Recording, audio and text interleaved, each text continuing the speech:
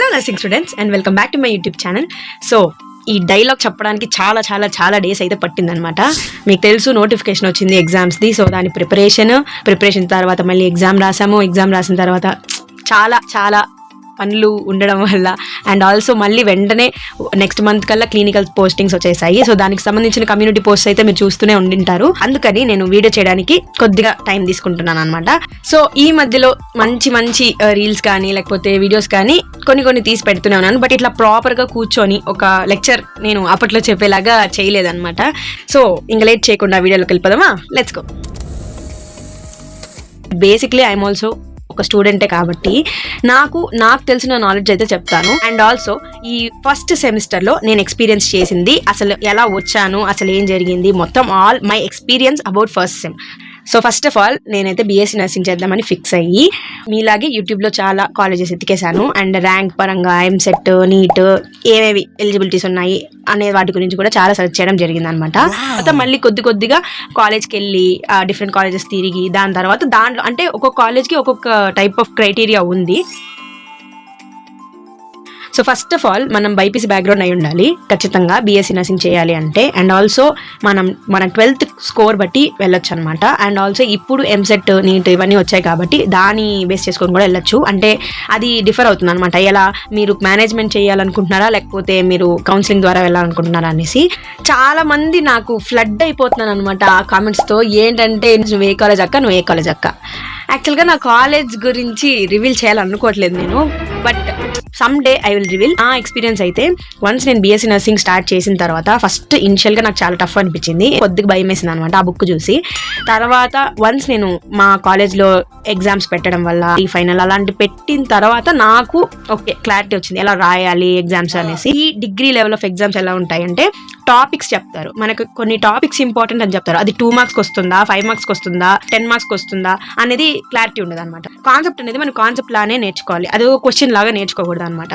So అది నేను exam రాసిన ప్రొసీజర్ అయితే. అండ్ ఒక కామెంట్ అయితే వచ్చిందనమాట, బీఎస్సీ నర్సింగ్ బాయ్స్కి కరెక్టా, అసలు చేయొచ్చా చేయకూడదా అనేసి. క్లినికల్స్కి వెళ్ళినప్పుడు అయితే సిస్టర్స్ ఎలాగైతే ఉన్నారో బ్రదర్స్ కూడా అలానే ఉన్నారనమాట హాస్పిటల్లో. So BSc nursing is not about gender, boys అయినా చేయొచ్చు గర్ల్స్ అయినా చేయొచ్చు, బట్ మోస్ట్లీ గర్ల్స్ చేస్తారు. If you are passionate about treating patients, బాయ్స్కి కానీ గర్ల్స్కి కానీ it's the same. So first అయితే నేను బీఎస్సీ నర్సింగ్ తీసుకున్నప్పుడు అసలు మనం తీసుకున్న కోర్స్ కరెక్టా కాదా అనేది చాలా డౌట్స్ అయితే ఉన్నాయి. కానీ ఒకటి మాత్రం ఇప్పుడు చెప్పగలుగుతాను, ఎందుకంటే 1 సెమిస్టర్ అయిపోయిన తర్వాత నాకు వచ్చిన క్లారిటీ ఏంట్రా అంటే, ఏ కోర్స్ తీసుకున్నా కూడా మెడికల్ ఫీల్డ్ అయినా out of the medical field అయినా మనం చూసే దాన్ని బట్టే ఉంటుంది. నా ఫీలింగ్ ఏంట్రా అని అంటే, BSc nursing is very good course, చాలా ఆపర్చునిటీస్ ఉండే కోర్స్. కానీ ఇండియాలో నేను అనుకుంటున్నది చాలా మంది దాన్ని కరెక్ట్గా యూజ్ చేసుకోవట్లేదని అనుకుంటున్నాను. మనం ఒక కోర్స్ తీసుకుంటున్నామంటే ఒక క్లారిటీతో తీసుకోవాలి. ఏదో చేస్తున్నాం అని కాకుండా ఎందుకు చేస్తున్నాము ప్రతి ఒక్కటి క్లారిటీ తెచ్చుకొని తీసుకోవాలి. సో మీరు బీఎస్సీ నర్సింగ్ కూడా ఫుల్ క్లారిటీ ఉంటేనే, మీరు చేయగలను అంటేనే తీసుకోండి. ఎందుకంటే nursing job is not at all an easy job. Clinical postings వెళ్ళిన తర్వాత దాంట్లో ఉండే క్రిటికల్నెస్ తెలిసింది నాకు. ఈవెన్ ద డాక్టర్స్, అక్కడ ఉండే వేరే టెక్నీషియన్స్ కానీ మెడికల్ డిపార్ట్మెంట్కి సంబంధించిన ఎవరైనా కూడా చాలా చాలా కేర్ఫుల్గా ఉండాలి. చాలా చాలా క్రిటికల్ రోల్ అయితే ఉంటుంది అనమాట. ఇది ఈజీగా పాస్ చేసే ఎగ్జామ్ కాదు. సో కాబట్టి కష్టపడి చదవాలి.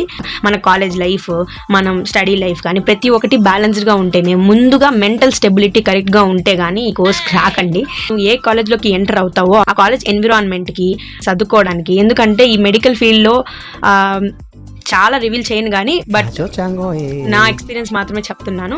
చాలా మెంటల్ స్టెబిలిటీ కావాలి, చాలా పేషెన్స్ కావాలి. నర్సింగ్లో అయితే ఇంకా ఫస్ట్ ఉండాలి, patience is the four most thing అనమాట. సో ఇవన్నీ అర్థం చేసుకొని, అంటే మన కాలేజ్ ఎన్విరాన్మెంట్ కూడా ఎలా ఉండిద్దంటే మన హాస్పిటల్లో మన బిహేవియర్ని ఇది షేప్ చేస్తుంది అనమాట. కాలేజ్ ఫ్యాకల్టీ కానీ మన సీనియర్స్ కానీ అందరూ మన బిహేవియర్ని అలా చేంజ్ చేసి మనకి హాస్పిటల్లోకి పంపిస్తారనమాట. సో మీరు దానికి రెడీ అయితేనే బీఎస్సీ నర్సింగ్కి రండి. చాలా మంది యూట్యూబ్లో చెప్తూ ఉంటారు కదా, ఇలాంటి జాబ్ ఆపర్చునిటీస్ ఉంటాయి, స్కోప్ ఉంటుంది, శాలరీ ఉంటుంది అని చెప్పేసి. ఎంతో మంది ఇలాగ చెప్పినా కూడా చాలా మంది ఒక లెవెల్కి ఆగిపోతున్నారు. అది ఎందుకు ఆగిపోతున్నారో నాకు కూడా తెలియదు. మేబీ వాళ్ళ లైఫ్ సిచ్యువేషన్స్ అలా ఉండిండొచ్చు, వాళ్ళ ఫ్యామిలీ సిచ్యువేషన్స్ అన్ని కోఆపరేట్ చేయాలి. కాబట్టి మీరు ఇప్పటి నుంచి వచ్చే అంటే నా వీడియో చూసి వచ్చే వాళ్ళని మాత్రం దయచేసి ప్రిపేర్డ్గా ప్లాన్డ్గా రండి. ఎందుకంటే 4 year డిగ్రీ కోర్సు, 4 years తర్వాత నేను ఈ పొజిషన్లోకి వెళ్ళాలి కాబట్టి ఈ కోర్స్ తీసుకున్నాననే క్లారిటీతో అయితే రండి.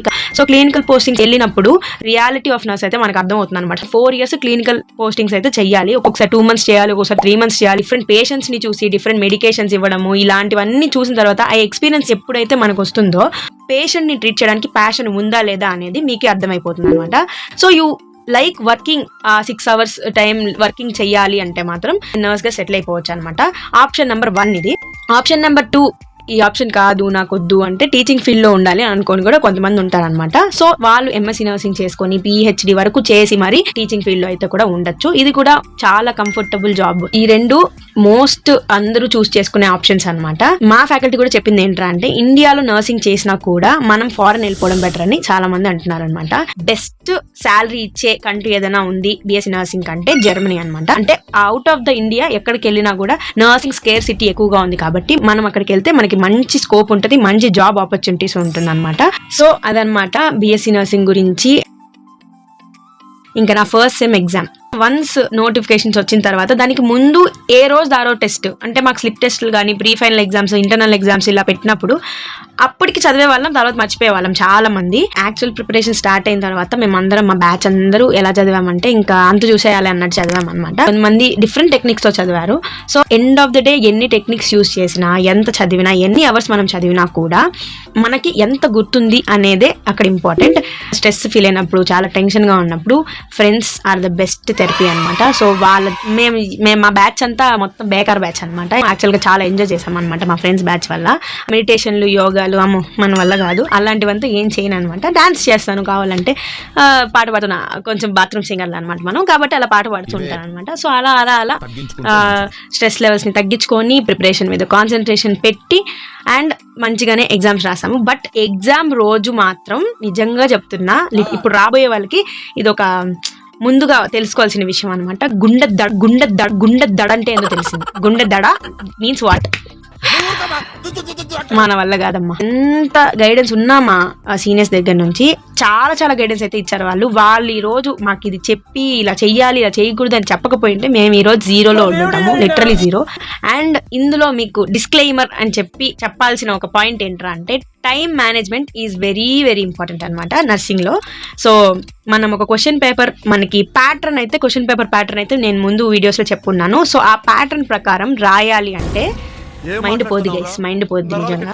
అది రాయడానికి పెన్ను లిటరలీ పరిగెడతాలన్నమాట, మామూలుగా కాదు. సో అలాంటి స్పీడ్ మీకుంది, అలాంటి అంటే అఫ్ కోర్స్ అది ఇంప్రూవ్ అవుతుంది. కానీ నిజంగా చెప్తున్నా ఎట్లా స్పీడ్ ఉండాలంటే పేపర్ లాగేస్తారు, ఒక్క నిమిషం లేట్ అయినా పేపర్ లాగేస్తారు. సో అది సో దానివల్ల ఏ ఎగ్జామ్ అయినా ఇలానే ఉంటుందంటే ఇది ముందే medical exam, medical department exam కాబట్టి అసలు భయంకరంగా అమేజింగ్ ఇన్సిడెంట్స్ అన్ని చూస్తాం అనమాట మనం అక్కడ ఇన్విజిలేషన్ టైంలో.